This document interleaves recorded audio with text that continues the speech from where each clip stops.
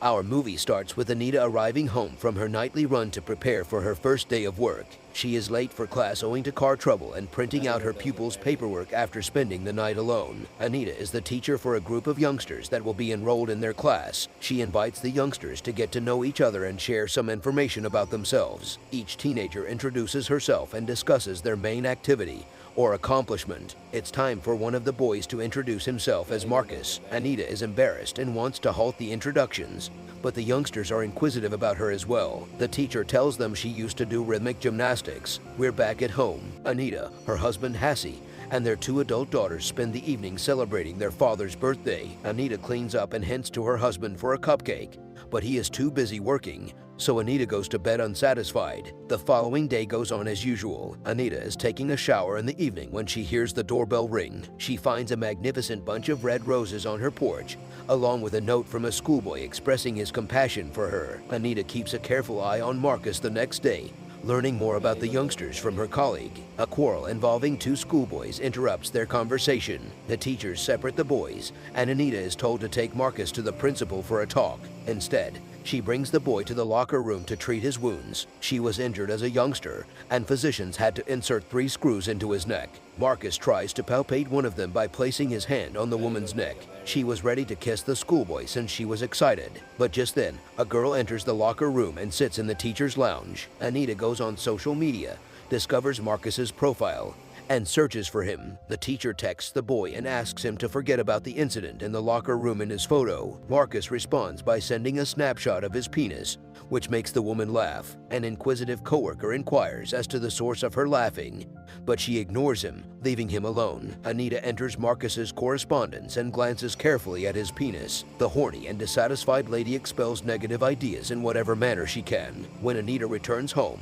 she sees that Hassie has returned from a business trip. A bouquet of white roses is on her bedside table, but it was not delivered by her spouse. He discovers the flowers at the front door and lies about the absence of a letter. Marcus and his parents arrive at school the next day to speak with the class teacher about the recent fight. Anita recognizes his acquaintance, with whom she used to practice rhythmic gymnastics. During the conversation, she informs him that he would be punished and removed from the Berlin trip list. As he removes his trainer, he brushes up against the teacher's foot, frightening her into removing it. Marcus rubs the teacher, lifting her foot a few moments later, and Anita gives her foot back, allowing herself to be massaged. His foot rises higher and higher till he touches the ground. Feeling the touch on her crotch, Anita, who is horny, interrupts her talk with the boy's parents. When the instructor gets to her car late at work, she realizes that she is being followed. Marcus climbs into the passenger seat as she rushes inside the car. Anita, who has been loveless for a long time, finds it difficult to resist the young lad.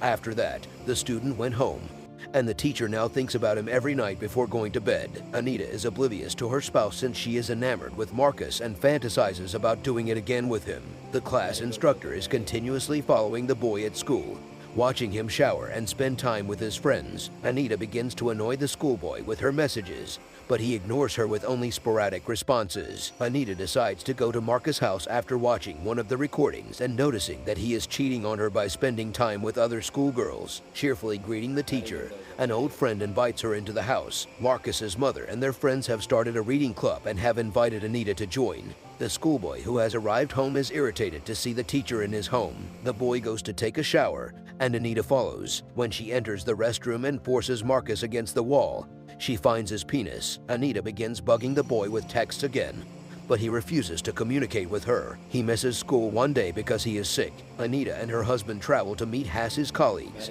but Anita is always distracted by her phone, which makes her husband and the other guests suspicious. She is concerned about Marcus because he does not respond to her texts. She flees the gathering and visits the schoolboy's house. However, he is completely healthy and has gone to practice. Anita arrives at the school, but the youngster has already left with pals to a local bar. When the teacher finds Marcus, she invites him to her car. He explains that they cannot be together because he is a schoolboy and Anita is an elderly woman. Besides, Marcus has been dating his classmate Mina for a few weeks now, and they're getting along fine without revealing anything. Anita says farewell to her pupil and returns home to her husband. She cries and drinks all weekend, despite the fact that she has never drunk before. Anita, who is depressed, recognizes she is not ready to share Marcus with any. Boy yells in disbelief, and the instructor attempts to calm him down, taking advantage of the circumstance. The teacher allows Marcus to feel his penis once more. Anita agrees not to tell anyone about their affair and to keep everything private. Anita selects a dress and is about to pay for her purchases when she is interrupted by an obnoxious colleague. When the teacher informs her that one of the teachers is sleeping with a boy at school, Anita realizes it is about her and rushes out of the business. She tries to contact Marcus, but the boy ignores her. Anita notices a note scribbled on the bonnet one evening as she walks home from school. She returns home from work the next morning and discovers an ultrasound scan. The woman realizes that Hassie is aware of her affair with the boy. Anita answers the door after hearing the doorbell ring and seeing Marcus' mother. She has seen all of his teacher's messages and threatens to make Anita leave the boy alone. Anita, who has fled into the woods, is ill. She is unable to return home, so she decides to remain at a hotel for a few days. When the instructor returns home, she rings the doorbell, but Hassie does not answer it. Instead, the garage door opens, revealing only Anita's bag containing her possessions. Anita, who was evicted from the residence, packs her belongings at school when the teachers discovered her affair with the schoolboy, and the principal fired the lustful subordinate. The sobbing Anita does not repent in front of her coworkers because everyone can be in her shoes and it is quite difficult. She notices Hassie's automobile and dashes out into the street, but her husband drives away with Marcus still in the car. He is the one who